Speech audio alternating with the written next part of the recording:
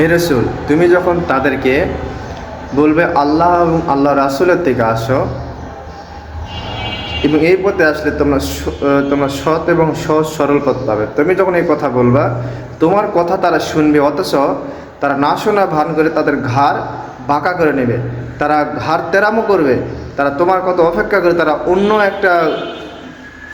একটা আলাপ আলোচনায় তারা ব্যস্ত থাকবে, অথচ তারা শুনছে কিন্তু না শোনা ভান করে দেবে। হে রাসূল, তুমি তাদের কথায় মন খারাপ করো না, কারণ তোমার আগে যতগুলো নবী এসেছে, তোমার আগে যতগুলো পয়গম্বর পাঠিয়েছি, তারা তাদের সাথে এরকম আচরণ করেছে। তুমি তাদের প্রতি মন খারাপ হবে না, কারণ আল্লাহ তোমার সঙ্গে আছে। এ কথা তুমি সবসময় ভাববা।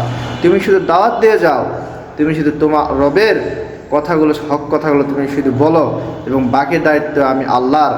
কারণ কে হেদায়েত পাবে, কে হেদায়েত পাবে না, একমাত্র আল্লাহ রাব্বুল আলামিন ভালো জানে। তোমার উপর যে দায়িত্ব দেওয়া আছে হে রাসূল, তুমি সেই দায়িত্ব পূর্ণাঙ্গ অবস্থা পালন করো, পুঙ্খানুপুঙ্খ অবস্থা পালন করো। তুমি তাদেরকে দেখবে, তুমি যখন আল্লাহ রাসূলের আদেশের কথা বলবে আর তাদের পথে যখন ডাকবে, আল্লাহ রাসূলের পথে যখন ডাকবে, তখন তারা কী করবে, তার নিজের অন্তরে নিজের মন যন্ত্রণা দিয়ে নিজের কথাবার্তায় তারা ঘাড় ঘুরে আনিবে এবং তোমাকে অকথ্য ভাষা কথা গালাগালি করবে। হে রাসূল, তুমি তাদের কথা মন খারাপ করো না, কারণ আমি আল্লাহ উত্তম বিচারক। তাদের জন্য আমি আল্লাহ এমন ধারা ধরবো তারা কখনো বুঝতে পারবে না।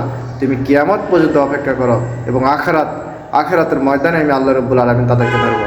আল্লাহ রাব্বুল আলামিন আপনাকে আমাকে উত্তম যাদা দান করুক এবং আল্লাহ রাসূলের আদর্শ, এখন রাসূলুল্লাহ নাই কিন্তু রাসূলের আদর্শ, আল্লাহর কালাম কোরআনুল কারীমে এখনও আছে। ইনশাআল্লাহ আমরা সেই পথে হাঁটবো, আল্লাহ এবং রাসূলের আদর্শকে মানবো। আল্লাহ রাব্বুল আলামিন বুঝার তৌফিক দান করুক।